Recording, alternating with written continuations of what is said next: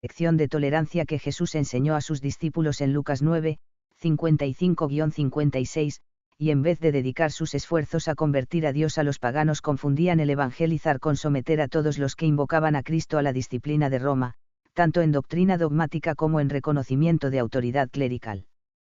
Fatal error que frenó gradualmente la difusión del Evangelio y costó ríos de sangre, con gran regocijo del astuto enemigo de las almas. La introducción del Evangelio católico en Inglaterra tuvo un buen principio. Cuando los anglos eran todavía paganos, la idea partió de un fraile del monasterio de San Andrés de Roma, que más tarde fue elevado a la posición de obispo y es ampliamente conocido en la historia con el nombre de Gregorio Magno.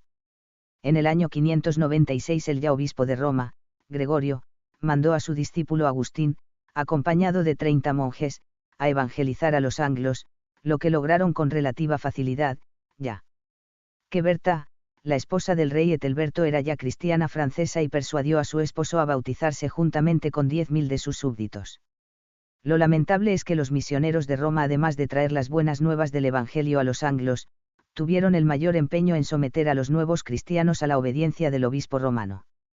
Habiendo, pues, oído de comunidades de cristianos primitivos refugiados en el interior del país, en vez de darles la diestra de compañerismo, pasando por encima de las pequeñas diferencias que les separaban con motivo de su origen, insistieron en que aceptaran la autoridad papal.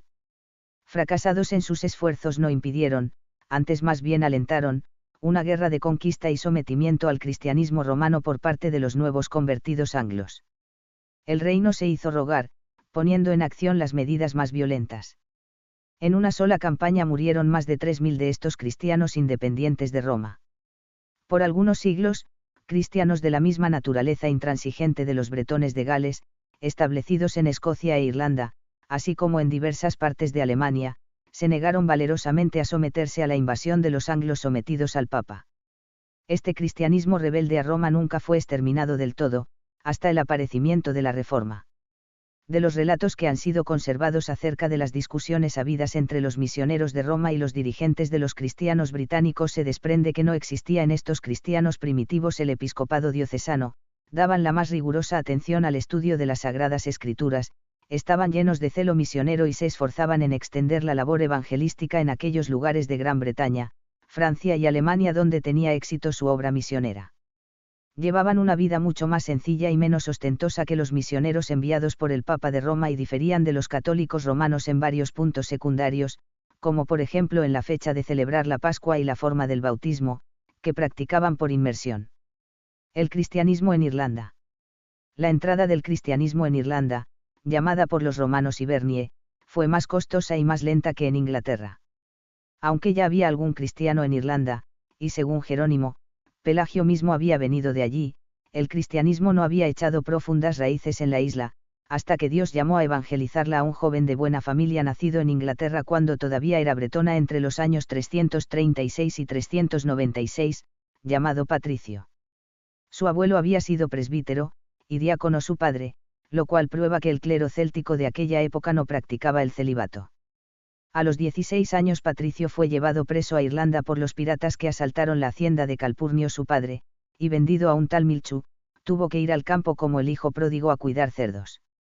Hasta entonces Patricio, aunque hijo de padres creyentes, no tenía la experiencia de la conversión, pero en las horas solitarias pasadas en el campo tuvo ocasión de meditar y orar. He aquí lo que explica en su confesión. Tenía 16 años de edad y no conocía al Dios verdadero, pero en una tierra extraña, el Señor me llevó a reconocer mi debilidad, en forma tal que aunque tarde, me arrepentí de mis pecados y volví con todo mi corazón al Señor mi Dios, el cual compadeciéndose de mi bajeza tuvo compasión de mi juventud e ignorancia, pues me preservaba antes de que yo te conociese y me protegía y fortalecía como una madre a su hijo, antes que yo supiese distinguir entre el bien y el mal. Después de 6 años de esclavitud, Patricio logró huir y llegar hasta la costa de donde pudo regresar a su casa, siendo recibido como a un muerto que hubiese resucitado. 10 años más tarde fue nuevamente preso por otros piratas y llevado a Francia donde 2 meses después, por intermedio de unos comerciantes cristianos consiguió la libertad y volvió nuevamente a la finca de su padre en Gran Bretaña. Podía haber pasado el resto de su vida con los suyos, pero Dios puso en su corazón el impulso de que debía volver a la tierra de su esclavitud, para anunciar el Evangelio. Poco dicen los documentos de la época acerca de cómo Patricio consiguió la conversión de los irlandeses a la fe cristiana. En uno de sus escritos Patricio habla de una venerable señora irlandesa de la clase noble que él bautizó y pocos días después fue a visitarle para decirle que había sentido un llamamiento divino para ser una virgen de Cristo y dedicarse enteramente a comunicar el Evangelio a otros. La tradición la llama Santa Brígida, aun cuando su nombre no es mencionado por Patricio. Colomba y Colombano. La Irlanda evangelizada se tornó a su vez evangelizadora. Los conventos que se fundaban en aquella época en todas partes del mundo eran, como hemos dicho en otro lugar, escuelas misioneras. Colomba nació en el año 521, unos 50 años después de la muerte de Patricio, en el seno de la familia real de Irlanda y fue llevado desde niño a la escuela monástica de Clonard, pero la enseñanza intelectual del Evangelio no cambió su vida, pues en los primeros años vivió perdidamente, en escapatorias, pero después que se convirtió comenzó a dedicarse de veras a la religión, ingresando en un monasterio. Como por el año 563 se embarcó con algunos compañeros para la isla de Iona cercana a Escocia y desde allí entró en la dura tarea de convertir a los pictos, pueblo pagano que habitaba en el norte de Escocia. Los compañeros de Colomba, cerca de 200, se entregaron con entusiasmo al trabajo evangelístico. El rey Bruce se convirtió al cristianismo en el año 565 y la mayoría de su tribu siguió su ejemplo. Colombano era también irlandés, nacido en el año 543, educado en Bangor, en uno de los mejores colegios monásticos de su tiempo, sintió el mismo deseo de evangelizar en Europa, fundando iglesias en Borgoña, Suiza y norte de Italia, y las regiones del Rin, Alemania y Holanda, donde tuvo lugar un despertamiento general independiente de Roma. Los gobernantes carlovingios, sucesores de Carlomagno, asociados a Roma, deseando inclinar a estos pueblos a pensar como el obispo de Roma, trataron de hacer callar a estos frailes venidos del norte. Las doctrinas y métodos de estos misioneros de Irlanda y Escocia del V. y 7 siglos representaban el tipo de vida de los cristianos primitivos mucho mejor que el de la Iglesia romana de aquella época al principio de la Edad Media. Parece que no tenían ninguna idea de la adoración de los santos ni de los dogmas añadidos a la fe cristiana, como la confesión, el purgatorio, etc. Tenían, empero, ideas respecto a las ordenanzas cristianas parecidas a las de los cristianos del 3 y 4 siglo. Ulfilas y la evangelización procedente del sur. Ulfilas nació cerca del año 311, en el seno de una distinguida familia de Capadocia y en la infancia fue secuestrado por los godos, de quienes recibió el nombre de Bulfila, que significa zorrito. Hacia el año 332 fue enviado a Constantinopla donde se educó y convirtió al cristianismo de tipo arriano. En el año 341 y a la edad de 30 años Ulfilas fue consagrado obispo misionero por un grupo de obispos arrianos en Antioquía, y fue a llevar el cristianismo a los visigodos más allá del Danubio, antes de que estos invadieran el Imperio Romano. Ulfilas tuvo el gozo de asistir a la conversión del rey Atanasio, su antiguo perseguidor, y fue el primero que tradujo las Sagradas Escrituras al idioma de los godos, el cual, igual que los misioneros modernos tuvo que reducir a un lenguaje escrito, pues estos no poseían literatura.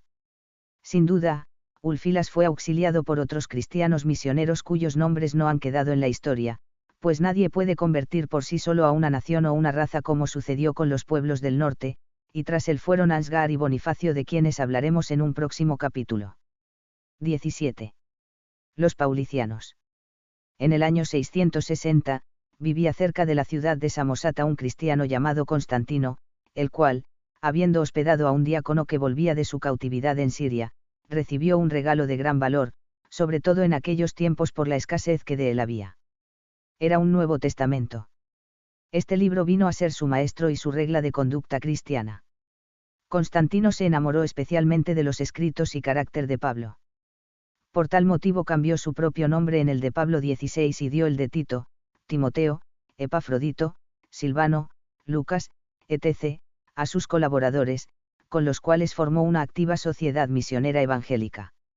Gibbon, historiador católico romano dice, en el Evangelio y las epístolas del apóstol Pablo investigaron estos herejes las doctrinas del cristianismo primitivo.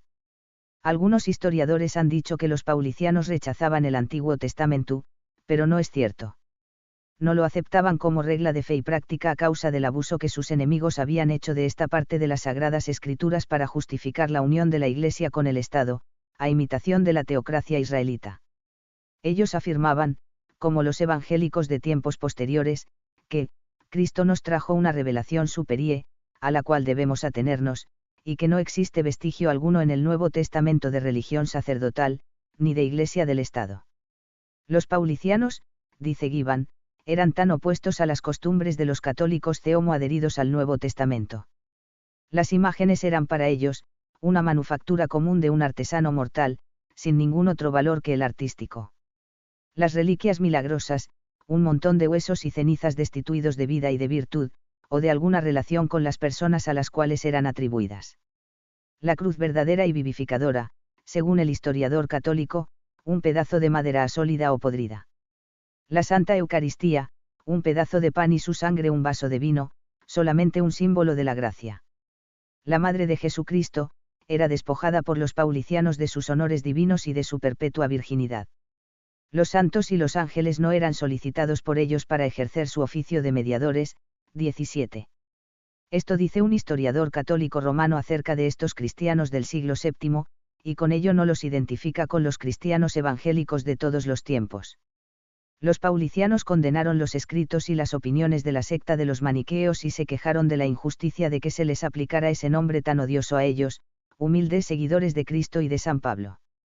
16. Conviene no confundir a este Pablo, fundador del movimiento paulinista cuyo nombre original era Constantino, con otro Pablo de Samosata, unitario que fue nombrado obispo de Antioquía en el año 260, del cual nos habla Eusebio en su Historia Eclesiástica, libro 7, cap 27. 17. Gibbon, Historia de Roma, vol 4, páginas 595 a 596. Estos cristianos evangélicos ejercieron una poderosa influencia sobre la Iglesia rompida de su época. La tremenda lucha por si debiera o no haber imágenes en las iglesias, que duró más de 2 siglos, y dio lugar a las guerras civiles de Oriente llamadas de los iconoclastas, tuvo su base en las predicaciones de estos cristianos. No todos los iconoclastas eran paulicianos, ni mucho menos, pues muchos hicieron del asunto de las imágenes una bandera política, sin atender a los demás puntos de doctrina y práctica cristiana que proclamaban los paulicianos. Pero los argumentos que estos usaban para condenar la adoración de las imágenes eran adoptadas por los católicos iconoclastas aunque no aceptaran el resto de la doctrina evangélica. Después de 27 años de tolerancia y constante desarrollo de su labor evangélica, Constantino cayó víctima de la persecución. Un sacerdote griego llamado Simeón, apareció investido de poder legal para matar al gran reformador evangélico del siglo VII y restaurar al redil católico las ovejas, extraviadas. Para colmo de crueldad quiso que el pastor fuese ejecutado por sus propios fieles, pero estos le devolvieron la espada con dignidad prefiriendo sufrir cualquier castigo antes que cometer tan abominable crimen. Solo un traidor pudo ser hallado, el cual llevaba por irónica paradoja el nombre de Justo.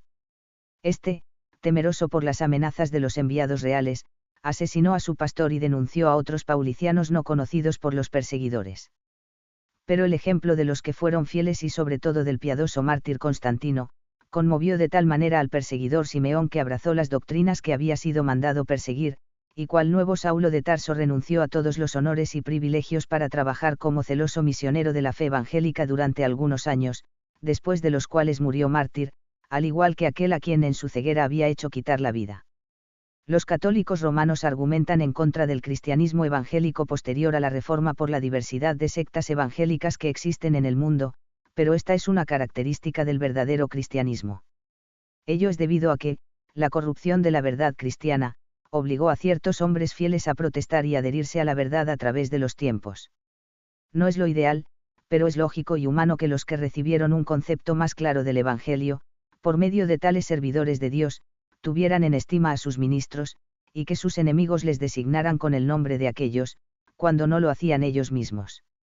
Esto ocurría ya en los días de San Pablo cuando en una misma iglesia, la de Corinto, cada fiel se sentía adherido a la persona por la cual había recibido el conocimiento de la verdad. Sin embargo, como existía gran parecido entre las diversas sectas evangélicas primitivas, una daba fácilmente lugar a otra en su desarrollo a través de los siglos, constituyendo en el fondo una sola iglesia, aunque no orgánica, sí esencial en espíritu y doctrina, tal como ocurre hoy día con las diversas sectas evangélicas, que somos varias en organización, pero una en el espíritu y en la proclamación de la doctrina, salvadora de Cristo. Montanistas, novacianos y donatistas, se funden con los paulicianos. Las iglesias llamadas montanistas, novacianas y donatistas, existieron desde el siglo III hasta el siglo VII. Cuando estos tres nombres desaparecen de la vista de los historiadores, surgen por todas partes del mundo iglesias paulicianas. Es decir, el nombre de pauliciano fue sobrepuesto a los disidentes del catolicismo romano, cuando los montanistas, novacianos y donatistas en lugar de estar extinguidos contaban todavía con centenares de miles de miembros. Esto constituye una prueba poderosa de que los paulicianos no eran todos descendientes espirituales de Constantino de Samosata, sino que fueron montanistas, novacianos y donatistas bajo otro nombre. El historiador Guericke declara: esta secta notable y numerosa se levantó formada por elementos de los tiempos pasados.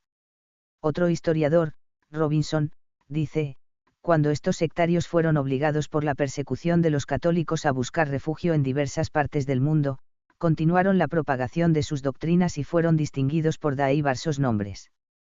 Una sucesión de ellos continuó hasta la Reforma. 18. Los iconoclastas.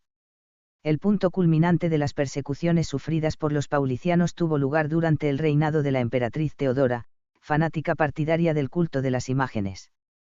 Se dice que durante su corto reinado, no menos de 100.000 evangélicos paulicianos fueron exterminados por la espada y la hoguera. Sus perseguidores se jactaban de decir que habían matado este número en 9 años, y que además de los que murieron, muchos fueron dispersados a otros países a donde llevaron sus doctrinas.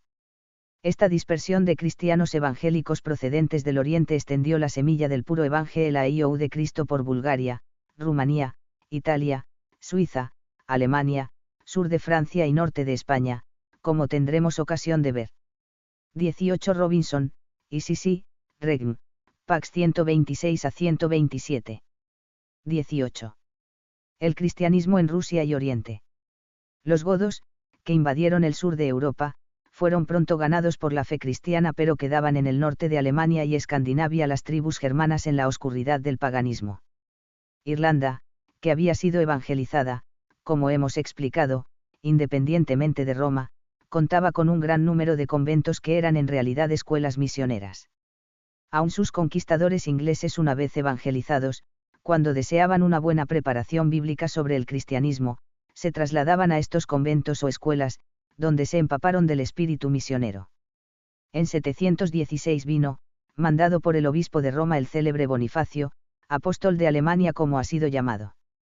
Este misionero firmó una declaración de lealtad al obispo de Roma y efectivamente fue su mayor paladín, no solo para evangelizar a los paganos, sino también para someter a Roma a los ya cristianos que habían recibido el conocimiento del evangelio de los misioneros irlandeses, independientes de la sede romana. Dinamarca y Suecia también aceptaron el cristianismo debido a que de allí salieron Ceolomba, que fue a evangelizar a los pictos, Colombano a los borgoñeses, y Willibrord hizo una buena obra de evangelización entre los bretones que acababan de ser conquistados por Carlos Martel, pero a su fallecimiento, hubo una desbandada de regreso al paganismo de los que habían sido convertidos por seguir la política de sus conquistadores francos. Ansgar en Escandinavia. Arnoldo, rey de los dinamarqueses, en una visita que hizo a Luis el Pío, rey de Francia, en 826, fue ganado a la fe y bautizado juntamente con su esposa. De regreso a su país llevó consigo a 2 monjes que se llamaban Ansgar y Antbert. Este último enfermó y tuvo que volver a Francia, pero Ansgar hizo una grande obra. 2 años después el rey de los dinamarqueses perdió el apoyo del pueblo, fue depuesto y tuvo que huir a Francia. El misionero, comprendiendo que su vida corría peligro tras el destronamiento de su protector, se trasladó a Suecia, donde bautizó a algunas personas. Volvió a Dinamarca y después de 1 año y medio de estar allí pasó a Francia y consiguió que el emperador, que había conquistado aquellos territorios del norte, fundase un centro misionero en Hamburgo. Cerca del año 829 visitó Roma y fue consagrado por el Papa como arzobispo de las naciones del norte. En el año 853 volvió a Suecia, donde logró el apoyo del rey y de su corte. Consagróse a la obra misionera durante 34 años y falleció en febrero de 866. Era, aunque católico, un asiduo estudiante de las Sagradas Escrituras y hombre de conducta ejemplar. El Dr. Muirhead dice: si todos los monjes de la Edad Media hubiesen tenido el carácter de Ansgar, la historia del monasticismo sería muy distinta de lo que es. Su conexión con Roma, era, a su entender, una necesidad y conservóse limpio de sus errores más repulsivos. La misma Iglesia de Roma de entonces no era tan corrompida como lo fue un siglo después. En cuanto a Rusia debemos decir que la raza eslava se dividió muy pronto en distintas naciones, Bulgaria, Moravia, Bohemia, Polonia, Rusia, las cuales recibieron el cristianismo de la Iglesia griega, llamada desde su división con la sede romana, Iglesia Ortodoxa. La Iglesia Ortodoxa rusa. A fines del siglo IX, Vladimiro, rey de los rusos, abrazó el cristianismo y en los 2 próximos siglos el grande territorio de Rusia fue evangelizado hasta las tierras frías de Laponia y Finlandia, estableciéndose un patriarcado en Kiev, que en el año 1305 fue trasladado a Moscú. Después de la caída de Constantinopla en manos de los turcos, se declaró independiente del patriarcado de aquella ciudad. Los monasterios, cuyos edificios figuran aún entre los más sólidos de aquel gran país, se convirtieron en puestos avanzados de la civilización y de la cultura, sirviendo tanto para la defensa en casos de guerra, como para la enseñanza y la religión. El monasticismo ruso no tiene la gran variedad de órdenes religiosas como existen bajo el catolicismo romano. Todos los monasterios están bajo un mismo régimen, cuyo modelo es el de San Basilio. Los obispos proceden de los monasterios y son célibes, mientras que los sacerdotes, educados en los seminarios, se casan. El cristianismo en China. Hay muchos indicios de que durante este corto periodo había un buen número de cristianos en el sur de Siberia y de China. El rumor difundido por todas partes de que había un reino cristiano en el norte de China gobernado por Preste Juan, carece de confirmación histórica, pero se dio tanto crédito a tal rumor que el Papa mandó una embajada al interior de Asia en busca de tal príncipe cristiano. Un siglo más tarde, cuando los mongoles extendieron sus conquistas hacia Occidente, fueron enviados algunos misioneros y exploradores al Asia. Estos exploradores, como Marco Polo, hallaron que los mongoles eran tolerantes con todas las religiones, pero el budismo y el maometismo estaban ya mucho más extendidos que la fe cristiana. Los misioneros católicos llegaron a la corte del Gran Khan en Pekín, en 1303, donde recibieron permiso para edificar 2 iglesias cerca del Palacio Real. Tradujeron los Salmos y el Nuevo Testamento a la lengua tártara y lograron bautizar a 000 personas. Pero en la dinastía de Min, en 1368, fue suprimido el cristianismo, hasta el siglo XVIII en que pudo ser reemprendida la obra misionera por protestantes y católicos. 19. División entre la Iglesia romana y la ortodoxa. El Imperio romano en sus últimos años estuvo políticamente dividido entre diversos emperadores que alternaban el dominio de Oriente y Occidente. La conversión de Constantino y sus victorias sobre los demás generales elevados al gobierno del Imperio, dieron a este una unidad transitoria. Pero había grandes diferencias de raza y de lengua entre las regiones del este y el oeste. Estas diferencias se hicieron patentes en el campo religioso. Hasta entonces, aunque había un respeto especial por el obispo de Roma, por ser el obispo de la capital del imperio, y no haber ningún otro que asumiese el obispado de una capital tan importante, pero al trasladar Constantino la capital del imperio desde Roma a Bizancio, que desde entonces hizo llamar Constantinopla, creó este obispado, suscitándose una fuerte rivalidad, desde el año 887 hasta el 1054, cuando el obispo de Roma y el patriarca de Constantinopla se excomulgaron mutuamente. Esto fue realizado por Miguel Cerula Río, obispo de Constantinopla, y León IX, obispo de Roma. Sin embargo, las diferencias entre las 2 iglesias eran más de carácter práctico que doctrinal. En el fondo ambas creen básicamente lo mismo, pero la Iglesia oriental permite el matrimonio del clero inferior, o sea, sacerdotes, no a obispos, la Iglesia romana no. En el occidente, los sacerdotes se afeitan, mientras que en Oriente es obligatorio para los miembros del clero dejarse crecer la barba. Los de Occidente usan pan ácimo en la comunión, en forma de obleas, los de Oriente usan pan fermentado. Los templos de la comunión católica se llenaron de imágenes, las de Oriente usan nada más que cuadros planos con imágenes a los que llaman iconos. En Oriente se practica el bautismo de los niños por triple inmersión. En Occidente se bautiza derramando agua sobre la cabeza. Después del rompimiento, se hicieron tentativas infructuosas para unir de nuevo a las 2 grandes iglesias oficiales de la cristiandad en los concilios de León, 1274, y de Florencia, 1439. El patriarca de Constantinopla ejerció al principio jurisdicción religiosa sobre todos los obispos de Oriente, cuyas iglesias empezaron a llamarse ortodoxas. La Iglesia Católica Romana no puede ufanarse de ser la única Iglesia apostólica, descendiente por tradición del movimiento cristiano que levantaron los apóstoles en el mundo romano, ya que todas las iglesias fundadas por San Pablo en el Asia Menor y Grecia se adhirieron a la Iglesia ortodoxa griega. Así que la Iglesia cristiana es un conjunto de iglesias adheridas a las dos grandes organizaciones históricas, o bien grupos independientes, y generalmente, en estos últimos ha existido siempre la mayor praapeción de verdaderos cristianos que han entendido mejor los principios básicos del Evangelio, aunque figurando en la historia bajo diversos nombres puede decirse que ha sido la Iglesia auténtica de Cristo en su mayor proporción. Los iconoclastas. Ya hemos observado los movimientos espirituales que tuvieron lugar en los primeros siglos con iglesias llamadas montanistas, novacianos, donatistas y paulicianos, en los cuales, por los documentos que han llegado hasta nosotros, podemos constatar su profunda arraigambre evangélica. Del movimiento a que vamos a ocuparnos ahora, no tenemos documentos que nos permitan juzgar a fondo las creencias de quienes lo promovieron, pues no fue un movimiento organizado como secta especial, sino una tendencia de una buena parte de la cristiandad a oponerse a la veneración y adoración de imágenes. Iconoclastas fueron nuestros antepasados españoles cristianos de los primeros siglos, como se deduce del canon 36 del Concilio de Elvira, por lo menos lo tenían que ser, evidentemente la mayoría de pastores u obispos que acudieron a dicho concilio. Sin embargo, la tendencia a la adoración de imágenes fue aumentando de tal modo después de la conversión de Constantino y la entrada de las iglesias de multitudes de paganos, que finalmente, una buena parte de la cristiandad atenta al segundo mandamiento de la ley de Dios, particularmente en la parte bizantina del imperio, donde Javi con acento a muchos judíos y maometanos que echaban en cara a los cristianos nominales semejante costumbre antibíblica, se levantó una protesta general en contra de tal costumbre pagana, por más que se le había dado una aplicación cristiana, sustituyendo los ídolos por imágenes de Cristo, de la bendita Virgen y de los apóstoles.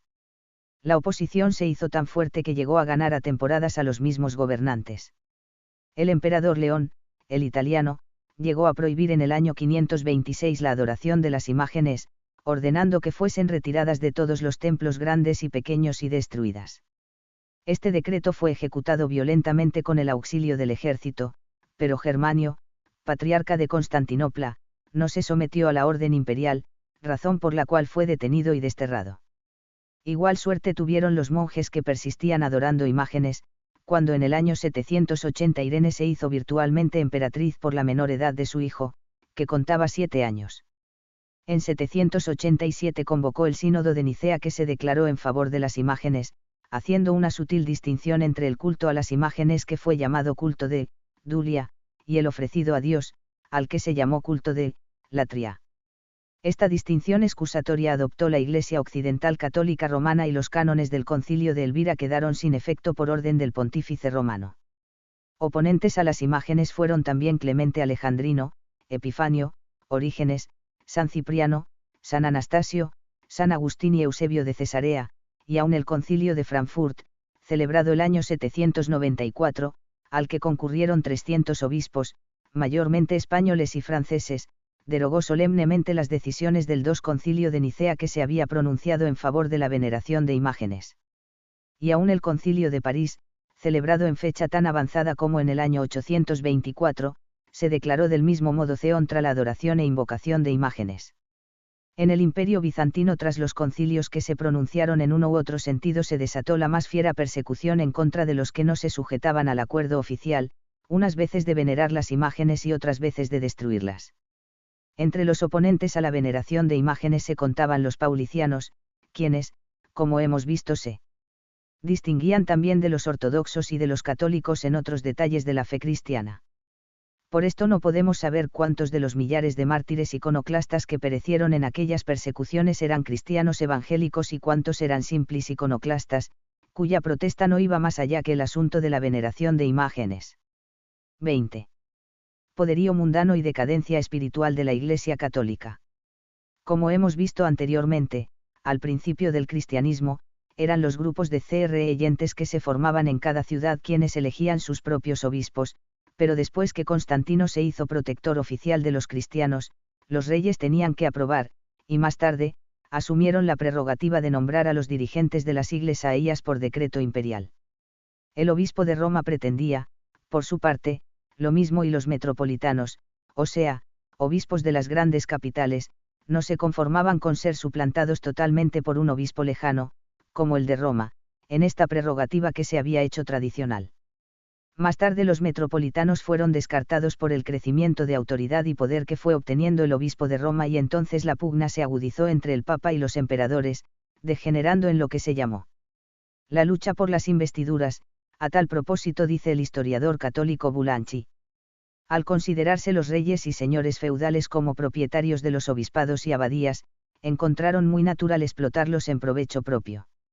Así, pues, los beneficiarios eclesiásticos, obispados, abadías, iglesias, como acontecía con todos los feudos, eran vendidos en subasta y entregados al mejor postor.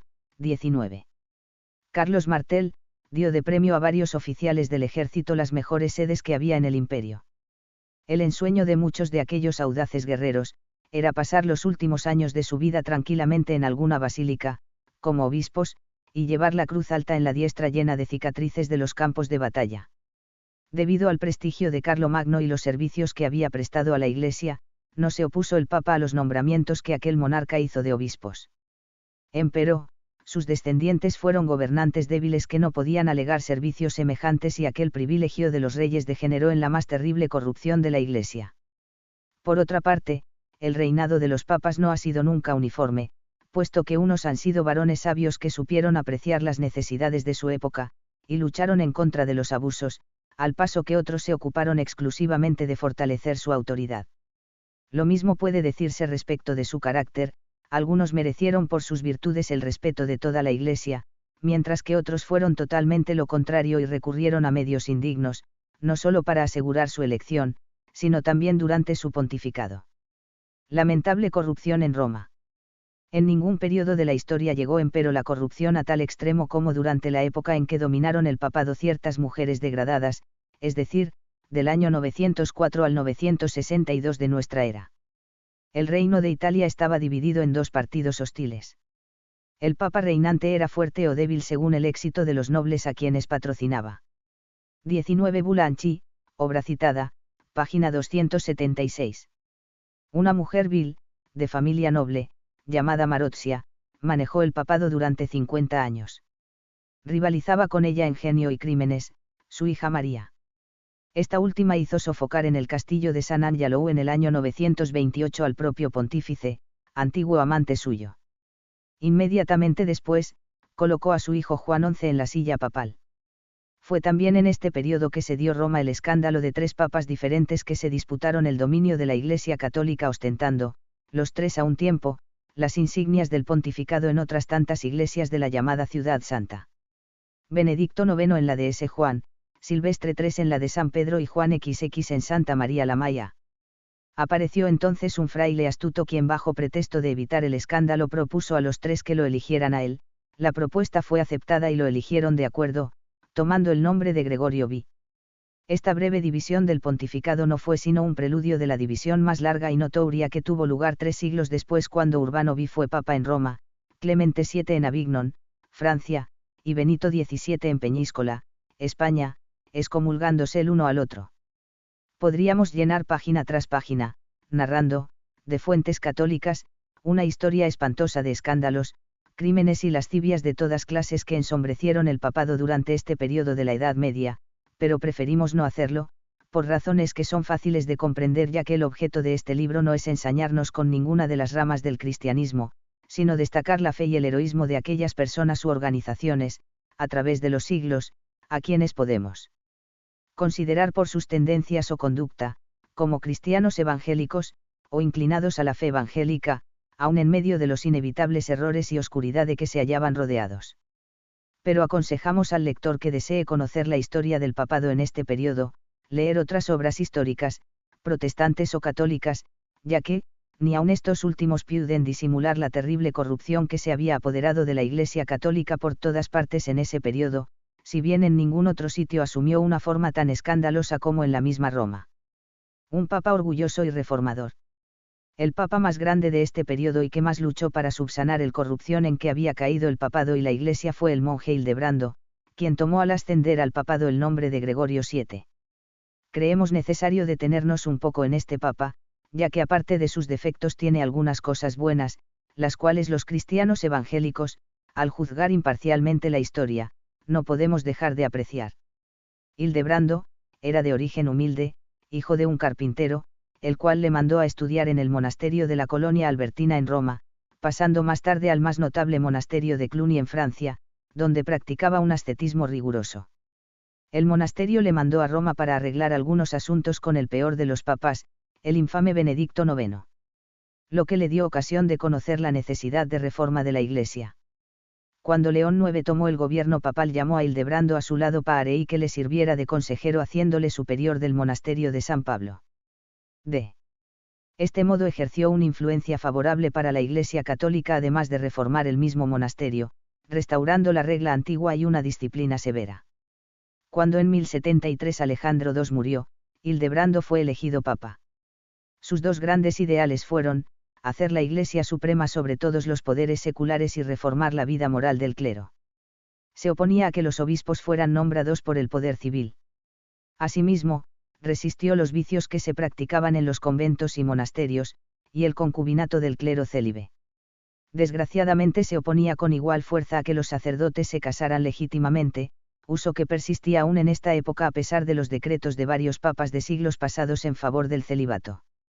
Por supuesto, Hildebrando tenía que encontrar opositores muy fuertes a sus planes.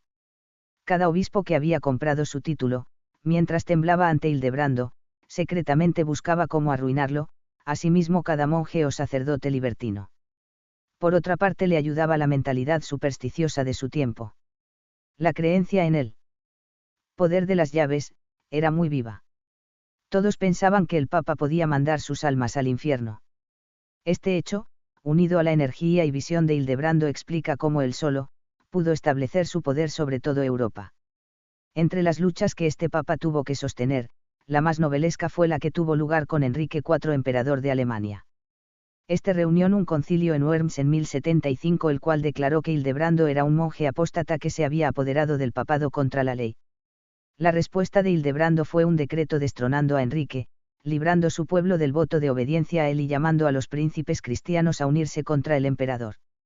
Enrique se halló de repente ante una rebelión poderosa de sus mismos súbditos y no halló otro recurso que pedir perdón al Papa, a quien fue a encontrar ante el castillo de Canosa. El Papa le obligó a pasar 3 días en el patio del castillo de la gran condesa Matilde de Toscana, descalzo, en la nieve, y sin comer nada hasta anochecer. Al 4.º día fue admitido en la presencia del pontífice vestido de penitente. Echándose en tierra le pidió perdón. Entre las ceremonias de la reconciliación fue el canto del Salmo 51. Se dice que al terminar cada estrofa el Papa daba un azote al emperador con una vara que tenía en la mano.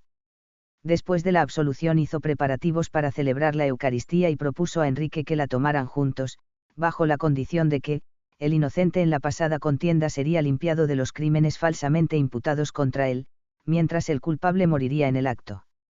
Enrique, lleno de temor supersticioso, rehusó tomar la Eucaristía con el Papa en estas condiciones. Sin embargo, no tuvo temor para vengar su humillación. 4 años después, juntando otro concilio que depuso a Hildebrando y al frente de un ejército entró en Roma, poniendo en el trono pontificial a un individuo que se conoce en la historia con el nombre de Clemente III. Hildebrando logró reunir otro ejército con el cual entró de nuevo triunfante en Roma, pero como sus soldados se excedieran en saquear y quemar la ciudad, el Piu Bielo, encendido de ira, se insurreccionó e Hildebrando tuvo que huir a Salerno, donde murió en 1085. Sus últimas palabras fueron estas: he amado la justicia y he odiado la iniquidad, por esto muero desterrado. Como hemos indicado antes, el papado tiene estos contrastes. A un papa extraordinariamente perverso, puede suceder un papa enérgico y virtuoso. Sin embargo, la bondad de la cabeza nunca ha bastado para producir la verdadera reforma espiritual que la Iglesia necesitaba, y por tanto, buenos deseos no significan infalibilidad o acierto en todas las cosas. Los mejores hombres están expuestos a equivocarse y así ha ocurrido en los papas. Lo que más les ha faltado, cuando se juzga su actuación a través de la historia, es que, el don de la infalibilidad dogmática que se les atribuye, fuera real en sus hechos. 21. Los albigenses. En estas circunstancias aparece en la historia de Francia la poderosa secta de los albigensas o cátaros, o sea, puros, como se denominaban, los cuales al lado de las ideas cristianas sostenían conceptos dualistas propios de las religiones orientales que habían florecido siglos atrás bajo el nombre de maniqueísmo. El Diccionario Enciclopédico Universal Salvat juzga del siguiente modo el fenómeno religioso de los albigenses. El sur de Francia conoció en el siglo V influencias maniqueas procedentes del norte de África, pero la concepción dualista no cristalizó en la Galia hasta siglos más tarde. En el siglo XI predicadores bogomilitas expulsados de Bulgaria por el emperador, extendieron por Europa sus ideas, mezcla de maniqueísmo, gnosticismo y cristianismo.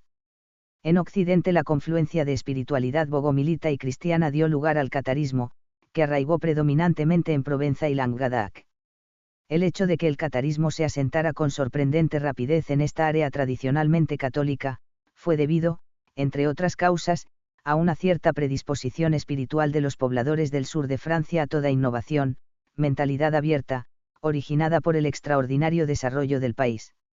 Los más cultos, comerciantes, médicos, clérigos instruidos, artistas, se sintieron atraídos hacia el catarismo por el anhelo de perfección, recogido en la evidencia cátara fundamental de la oposición irreconciliable entre el alma del hombre y el mundo material, pero el clero inferior y el pueblo no se sentían unidos. La jerarquía de ricos prelados culpables de simonía y nicolaísmo, los predicadores insistían mucho sobre el pecado y la condenación eterna.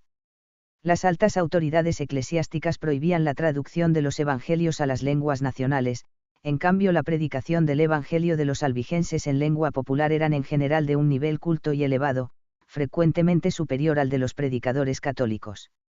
Los cátaros ponían en entredicho el derecho de propiedad, lo que les dio la adhesión de las clases populares.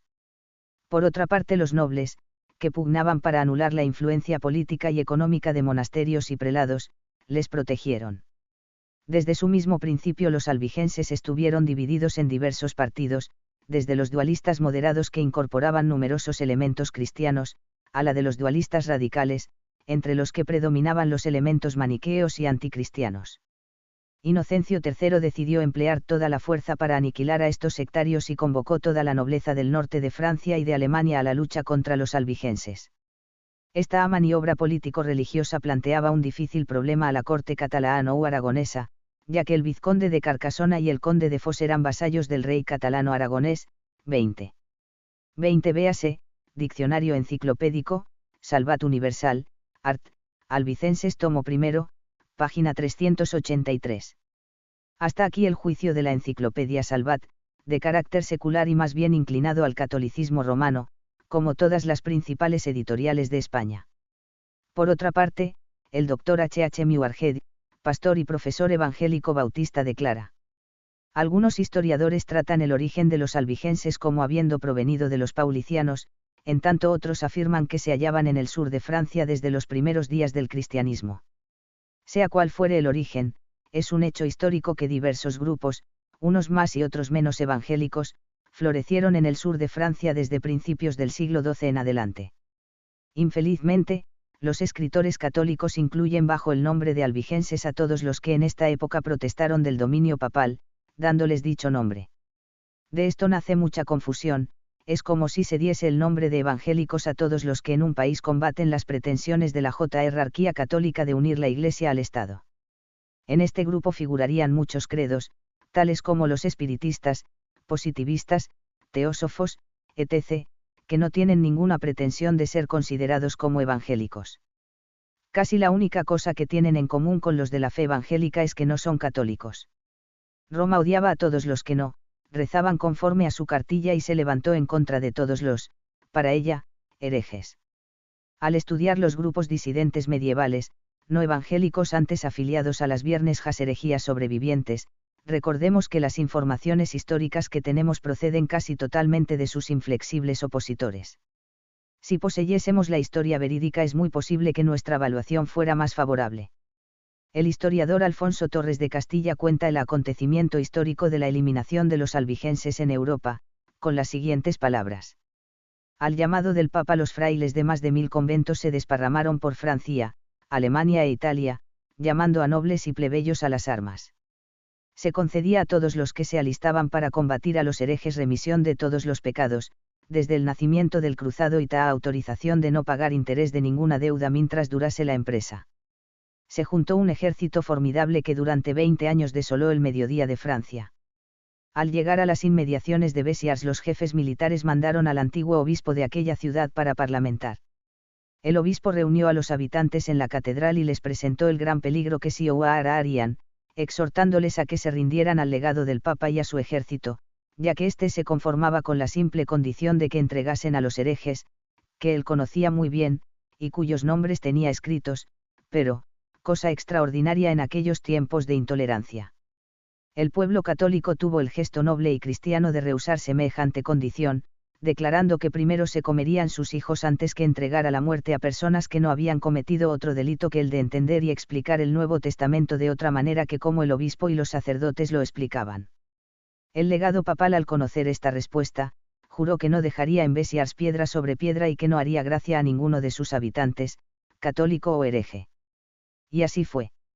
La ciudad, atacada por 20.000 caballeros y 200.000 plebeyos, según un poema de la época, no pudo resistir. Cuando empezó el asalto, los vencedores preguntaron al nuncio cómo se haría para distinguir los católicos de los herejes, y éste respondió aquellas célebres palabras: matadlos a todos, que Dios conocerá y separará a los suyos. Otro rasgo semejante de cristiana nobleza se dio con el vizconde de Béziers, quien, sitiado en Carcasona, pidió condiciones de entrega. El abad del Cister, Amaury, replicó que por la intercesión del rey de Aragón dejarían salir vivo al vizconde y a 12 de los suyos que él podría elegir, con armas, caballos y bagajes, pero que los cruzados harían con los demás lo que mejor les viniera en talante. A esto replicó el noble vizconde: mejor que acceder a lo que proponen el legado y los cruzados, me dejaría desollar vivo, antes que abandonar al más pequeño de mis compañeros y de los que se han refugiado en la ciudad. Esta respuesta le costó al vizconde el ser detenido a traición, contra las leyes de la caballería y de humanidad, tratándose de un parlamentario, pero salvó la vida de todos, pues siendo Carcasona plaza extraordinariamente fortificada, los sitiados lograron con una heroica defensa que se les concediera salir vivos sin más bagaje que la ropa puesta.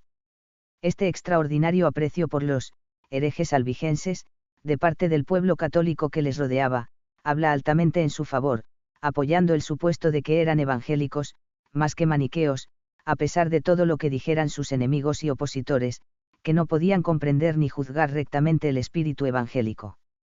Otra prueba en el mismo sentido es que los numerosos refugiados de esta cruzada que se introdujeron en los Alpes, confundiéndose con los valdenses, no llevaran ideas maniqueas a los valles del Pragelato, Perosa, San Martín y Lucerna.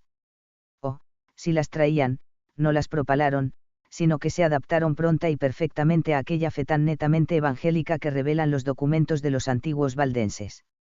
El historiador antes citado, de la editorial secular Salvat, termina su artículo sobre los albigenses con el siguiente comentario. Los albigenses que pudieron escapar a la persecución se refugiaron principalmente en Cataluña, Italia y Bohemia. Los capitales que los refugiados introdujeron en Cataluña contribuyeron decisivamente al desarrollo del comercio catalán, y la mentalidad abierta de los albigenses influyó en el espíritu liberal que caracterizó a la historia medieval catalana. En Bohemia los albigenses prepararon el terreno a la rebelión husita. Los hugonotes de los siglos XVI y XVII lo rehabilitaron, viendo en ellos a los representantes de la Iglesia primitiva. Si bien el movimiento albigense quedó deshecho, su espíritu arraigó en Occidente, donde surgió a través de múltiples manifestaciones político-religiosas. 22.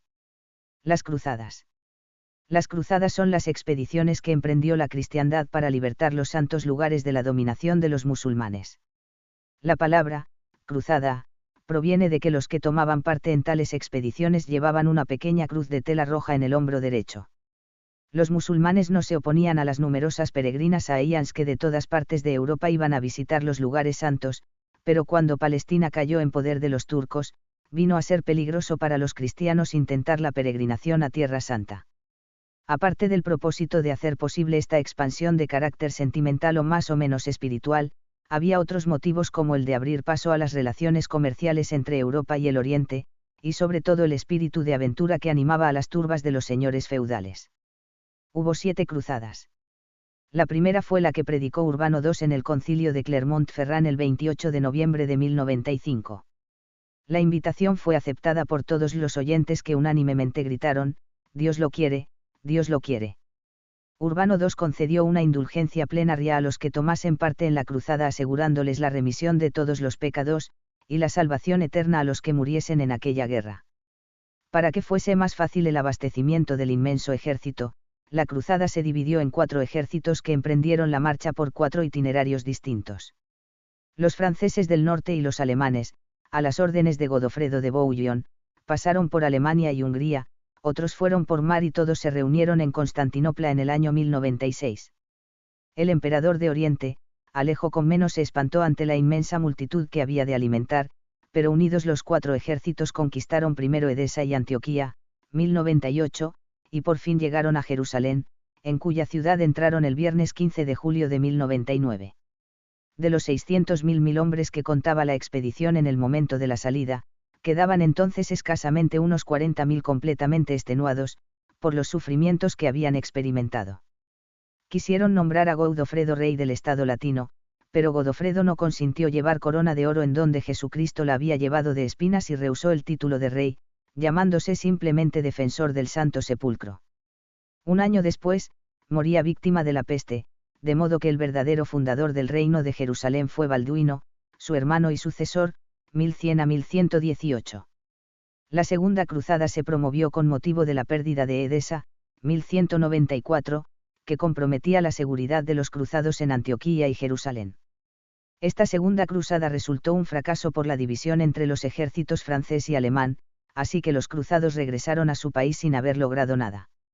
Siguieron 5 cruzadas más, a cual más desastrosa, hasta que finalmente, en 1212 se organizó una cruzada compuesta nada menos que de niños dirigida por un muchacho llamado Esteban, en la que tomaron parte 30.000 pequeños franceses que marcha. Ron a la guerra llenos de entusiasmo sin la menor idea de los peligros a que se exponían, pues dada la incultura de aquellos tiempos desconocían totalmente la distancia que se hallaba la tierra de Israel y fueron miserablemente engañados. El resultado de esta empresa fatal fue el total aniquilamiento de los infelices pequeños que tomaron parte en ella. Unos murieron de enfermedad y privaciones, otros fueron presos por los árabes y vendidos como esclavos. Las cruzadas fueron el mayor desastre político para las naciones de Europa. No sería por haber desoído las enseñanzas de Jesús que prohibió a Pedro usar la espada. Fueron el gran engaño de Satanás para distraer la cristiandad de su deber principal de anunciar las buenas nuevas a toda criatura usando medios pacíficos. Sin duda hubo sinceridad y heroísmo, que Dios habrá tenido en cuenta, particularmente en el caso de la cruzada de los niños, de quienes afirmó Jesucristo que, de ellos es el reino de los cielos, y también para muchos mayores que mostraron tanto entusiasmo y fervor a toda prueba pensando que hacían el mayor servicio a Dios, pero en realidad fueron dirigidos por el gran enemigo de Cristo y de su reino espiritual, a quien se refería el Señor al decir que, las puertas del infierno no prevalecerían contra ella, es decir, contra la verdadera Iglesia, o sea, los fieles testigos del plan de la redención, que Dios ha tenido siempre de este mundo, ya que el Señor Jesucristo enseñó que, su reino no es de este mundo, y de ningún modo puede defenderse ni promoverse con la espada, sino por la fe y el amor, en ese periodo de prueba, hasta que Él venga. 23. Protestantes anteriores a la Reforma. Savonarola. En el año 1452 nació Jerónimo Savonarola, quien se dedicó de muy joven al estudio de la filosofía. Rechazado en un amor juvenil, entró en un monasterio dominicano y se hizo predicador. Al principio sus sermones no tenían mucho éxito, hablaba en la terminología del escolasticismo, sin que le entendieran sus oyentes.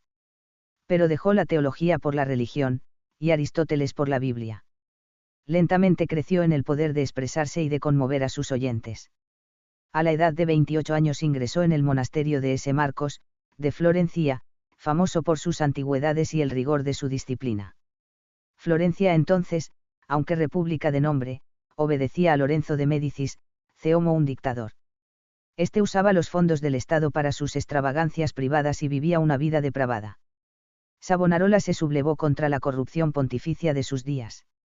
Sin temor expresó la indignación que sentía, no solamente a los alumnos de su escuela, sino también en una convención de su orden en Reggio.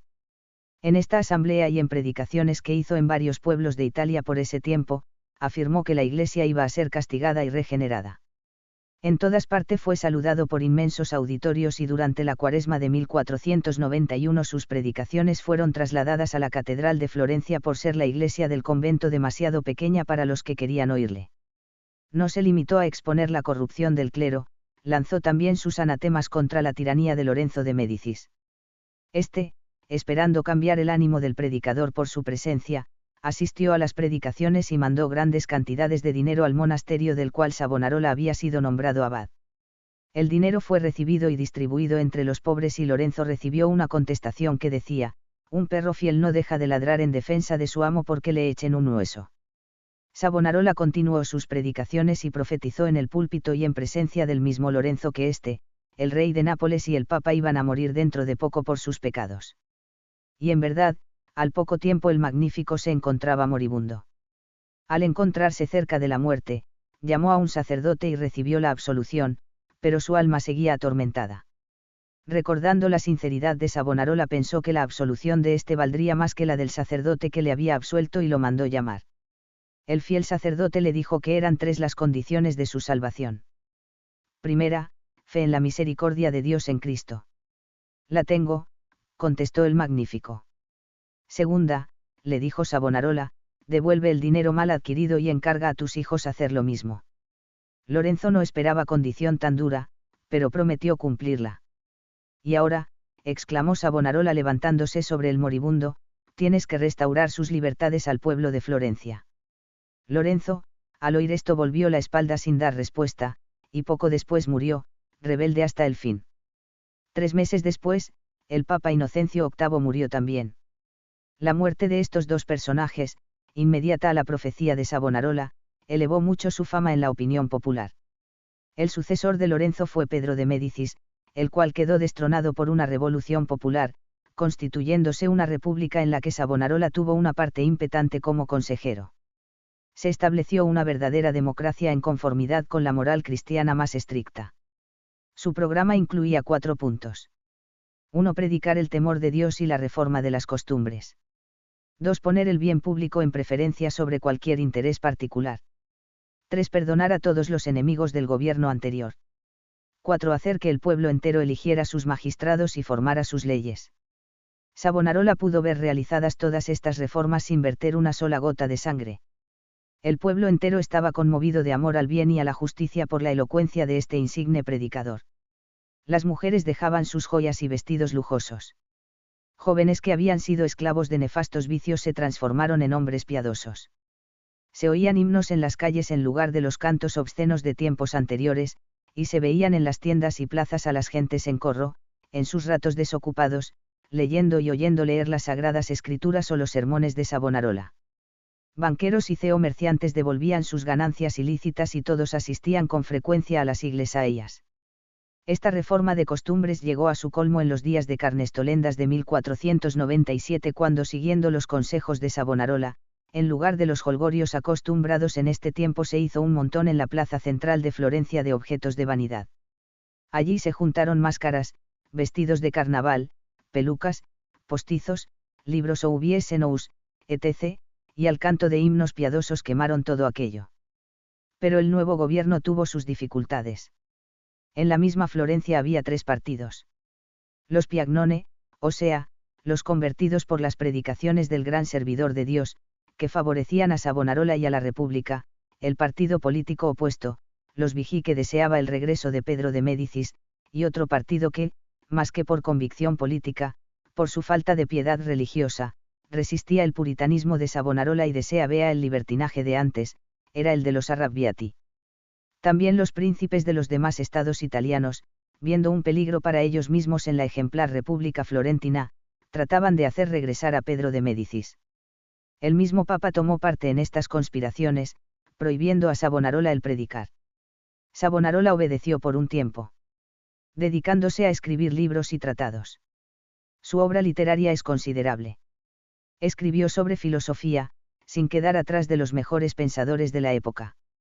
En teología asentó la doctrina de la salvación por la fe, no por las buenas obras, y en moral cristiana, basando ésta solamente en las enseñanzas del Nuevo Testamento y no en tradiciones y costumbres. Entre sus libros debe mencionarse El triunfo de la cruz, que presenta la doctrina de la salvación al igual que los mejores predicadores evangélicos de cualquier época.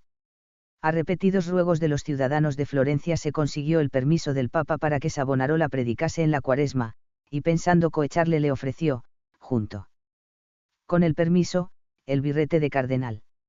En lugar de aceptarlo, Savonarola dirigió sus sermones en esta Cuaresma directamente contra el Papa y el sistema de penitencias a base de indulgencia